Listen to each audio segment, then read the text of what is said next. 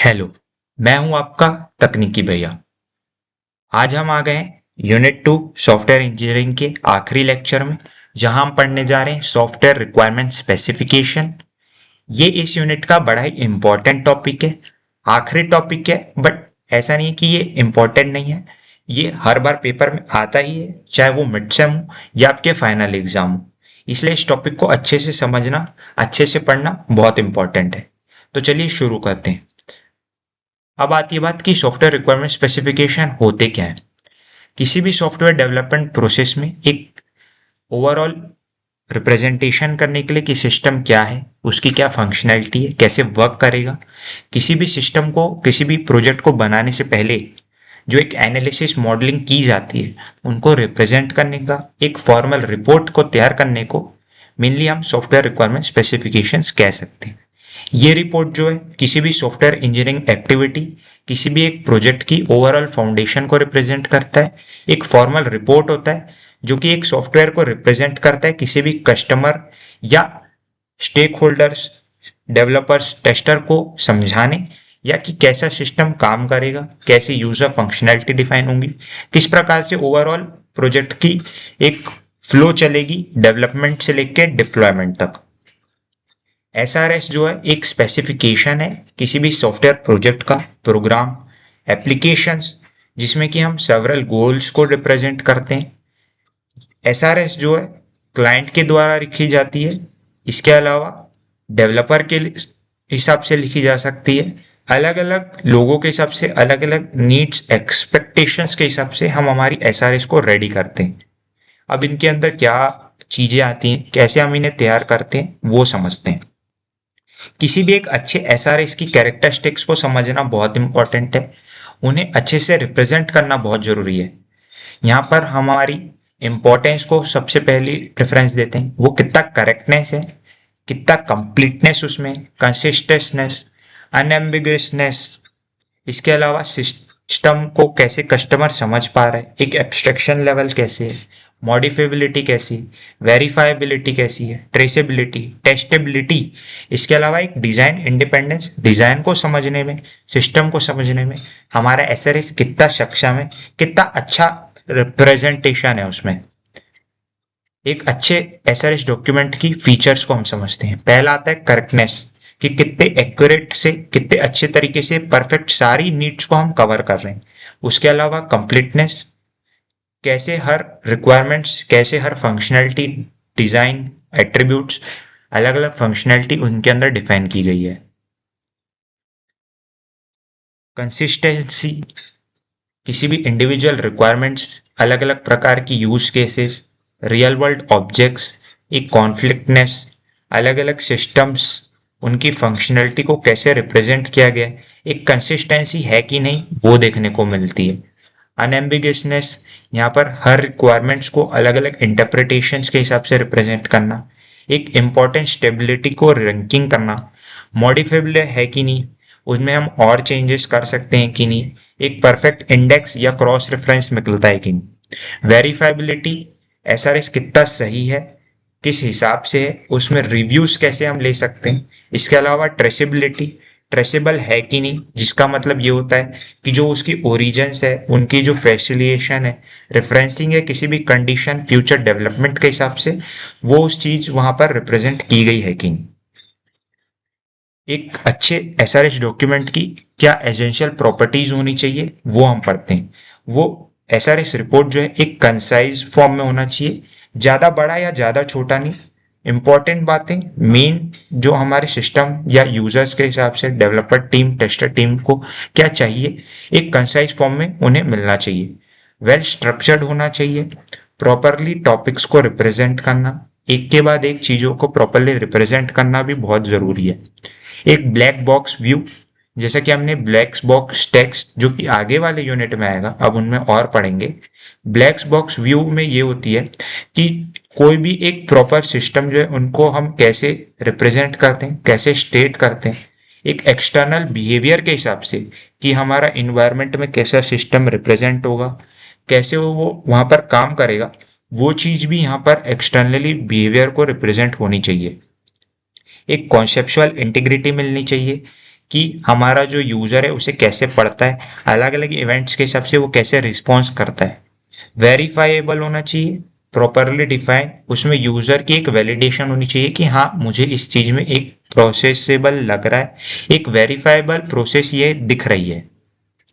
अब SRS document को कैसे लिखते हैं, उनके कंटेंट्स क्या होते हैं। सबसे पहला इंट्रोडक्शन, डॉक्यूमेंट्स के पर्पस क्या है, डॉक्यूमेंट का स्कोप क्या है, एक ओवरव्यू मिलना चाहिए यूजर को, उसमें हमारा बिजनेस कंटेक्स्ट क्या है। दूसरी चीज आती है उसका जनरल डिस्क्रिप्शन कि प्रोडक्ट के फंक्शंस क्या है, सिस्टम इंफॉर्मेशन क्या है, यूजर्स की क्या कैरेक्टरिस्टिक है, यूजर्स का क्या वहाँ रोल है, problem statement, user objectives, general constraints को हम रिप्रेजेंट करते हैं। उसके अलावा फंक्शनल एवं नॉन फंक्शनल रिक्वायरमेंट्स की सिस्टम की क्या रिक्वायरमेंट्स है, क्या चीजें वो रिप्रेजेंट करता है। इसके अलावा इंटरफेस रिक्वायरमेंट, यूजर उसके साथ कैसे इन्वॉल्व है, हार्डवेयर सॉफ्टवेयर की क्या कॉन्फ़िगरेशन है, क्या इंटरफेसेस, क्या टूल्स, क्या टेक्नोलॉजी यूज की गई है। अदर नॉन फंक्शनल एट्रीब्यूट्स जैसे कि उनकी सिक्योरिटी क्या है, रिलायबिलिटी, मेंटेनेबिलिटी, पोर्टेबिलिटी, वो कैसा रियूजेबल है, किस प्रकार की उनकी प्रॉपर्टीज है, सिक्योरिटी है कि नहीं, मेंटेनेबल है कि नहीं, वेरीफाइबिलिटी है कि नहीं, ये हम उनमें रिप्रेजेंट करते हैं। ऑपरेशनल सीनेरियोज, अलग अलग use case models, system diagrams, जैसे कि हमने प्रीवियस लेक्चर्स में देखा कि अलग अलग मॉडल्स, अलग अलग डायग्राम्स जो कि अलग अलग सिचुएशन रिक्वायरमेंट्स के हिसाब से हम बनाते हैं, वो भी एसआरएस में डिफाइन किए जाते हैं। उसके अलावा appendix, definition, acronyms, abbreviations, references को हम रिप्रेजेंट करते हैं, जिससे कि एक यूजर्स को, स्टेक होल्डर्स को, डेवलपर या टेस्टर टीम्स को इस डॉक्यूमेंट को पढ़ के समझ आ जाना चाहिए कि सिस्टम क्या काम कर रहा है, क्या हमें बनाना है, सिस्टम की क्या फंक्शनैलिटी, उसका क्या प्रॉपर ओवरव्यू है, ये हमें एसआरएस बताता है। ये बात हुई सॉफ्टवेयर रिक्वायरमेंट स्पेसिफिकेशन की। अब आती है रिक्वायरमेंट इंजीनियरिंग। रिक्वायरमेंट इंजीनियरिंग जो है एक प्रोसेस है किसी भी सिस्टम को डिफाइन करने का, डॉक्यूमेंट करने का, किसी भी प्रोसेस से पहले उनके रिक्वायरमेंट्स को मेंटेन करने का।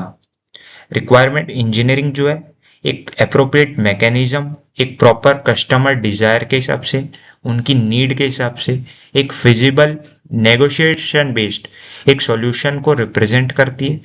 एक रिक्वायरमेंट्स को कि कैसे वो एक वर्किंग सिस्टम में ट्रांसफॉर्म होगा, यहाँ हम उसे डिसाइड करते हैं। यहाँ पर एक डिसिप्लिन एप्लीकेशन जो कि एक प्रूवन प्रिंसिपल मेथड टूल्स के हिसाब से हम उसकी कंस्ट्रेंट को डिफाइन करते हैं।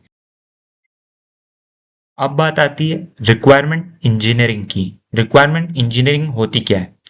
रिक्वायरमेंट इंजीनियरिंग जो है एक प्रोसेस है, किसी भी एक डिफाइनिंग एक डॉक्यूमेंटेशन प्रोसेस है, किसी भी इंजीनियरिंग डिजाइन प्रोसेस के पहले की जाती है, जहां पर हम हमारी डॉक्यूमेंटेशन, हमारे रिक्वायरमेंटेशन, हमारी एक वैलिडेशन प्रोसेस को रिप्रेजेंट करते हैं।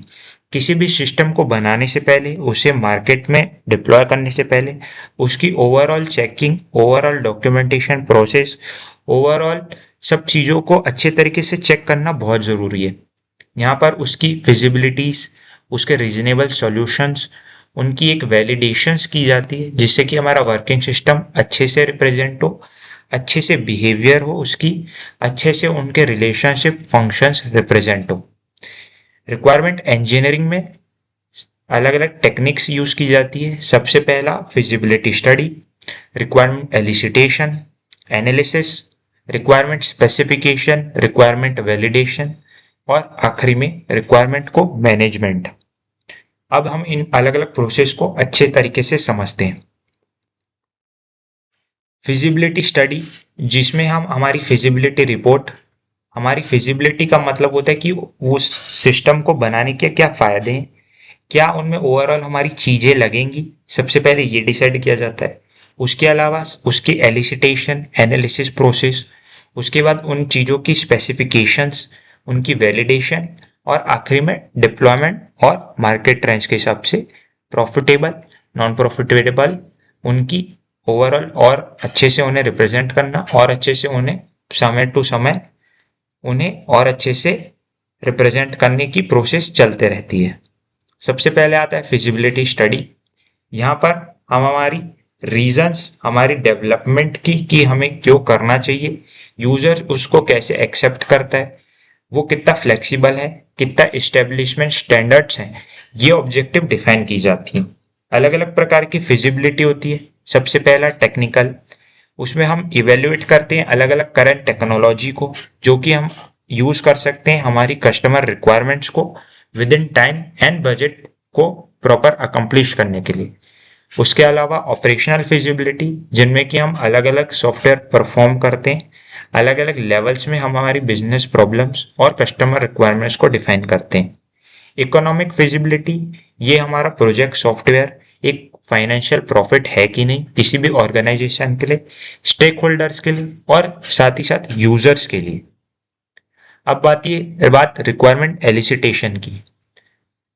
यहाँ पर हम हमारी रिक्वायरमेंट्स को गैदर करते हैं कस्टमर्स की हेल्प से, स्टेक होल्डर्स की मदद से, अलग अलग मेथड यूज करते हैं जैसे कि इंटरव्यू, ब्रेनस्टॉर्मिंग सेशन, जिससे कि बहुत सारे आइडियाज, अलग अलग प्रोसेस फ्लो, कैसे हमें ओवरऑल काम करना चाहिए, ये चीजें यहाँ पर डिफाइन होती हैं। इनमें कुछ प्रॉब्लम आती हैं जैसे कि सबसे पहला राइट पीपल को इन्वॉल्व करना, अच्छे डेवलपर्स, अच्छी टीम्स बनाना, स्टेक होल्डर्स को अच्छे तरीके से उन्हें समझाना, उन्हें एक उनकी ओवरऑल वैलिडेशन लेना कि कैसे हमारे रिक्वायरमेंट्स को हम यूज करेंगे, कैसे एक कॉन्फ्लिक्टिंग चीजें ना आए, एक रिक्वायरमेंट चेंज हमेशा बना रहे।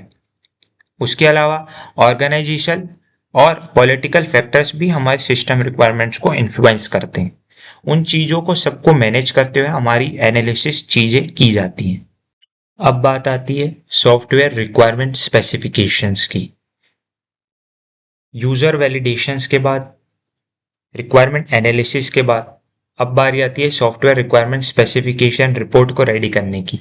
जैसा हमने लेक्चर के शुरुआत में जाना कि सॉफ्टवेयर रिक्वायरमेंट स्पेसिफिकेशन क्या होती है, उनमें हम कैसे हमारी ऑब्जेक्ट्स, हमारी क्लासेस, हमारी ओवरऑल चीज़ों को कैसे रिप्रेजेंट करते हैं एक टेक्निकल बेस्ड लैंग्वेज से, हमारी डेवलपमेंट टीम की बेनिफिशियल्स के लिए, यूजर्स को समझाने के लिए, स्टेक होल्डर को बेनिफिशियरी, उन्हें ओवरऑल सेटिस्फेक्शन दिलाने के लिए हम हमारी रिपोर्ट को रेडी करते हैं, जिनमें हम अलग अलग डायग्राम्स, अलग अलग यूजर अप्रोच, अलग अलग टेस्ट केसेस, अलग अलग सारी फंक्शनैलिटी, ओवरऑल बिहेवियर को हम रिप्रेजेंट करते हैं किसी भी प्रोजेक्ट, किसी भी सिस्टम के।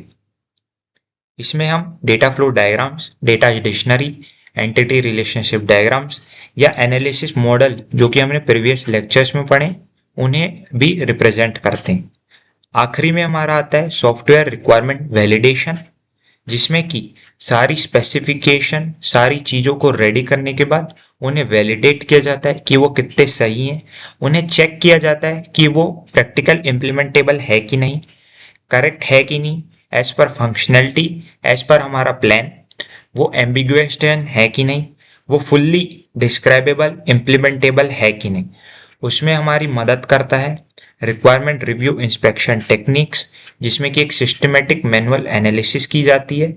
उसके अलावा एक एग्जीक्यूटेबल प्रोटोटाइप मॉडल, अलग अलग टेस्ट केसेस जो कि हमारी टेस्टेबिलिटी को फाइनलाइज करता है, और एक ऑटोमेटेड एनालिसिस अप्रोच जो कि ओवरऑल कंसिस्टेंसी को रिप्रेजेंट करता है। इस यूनिट के लिए इतना ही। अगले यूनिट में हम देखेंगे कि कैसे सॉफ्टवेयर डिजाइन प्रोसेसेस की जाती है, अलग अलग चीजों, अलग अलग टॉपिक्स को हम और अच्छे से पढ़ेंगे। तब तक के लिए धन्यवाद। हमारे चैनल को लाइक करना ना भूलें, शेयर करना ना भूलें एवं सब्सक्राइब करते रहें आने वाली लेक्चर्स के लिए, और अच्छे से देखते रहें हमारा चैनल तकनीकी भैया। तब तक के लिए धन्यवाद।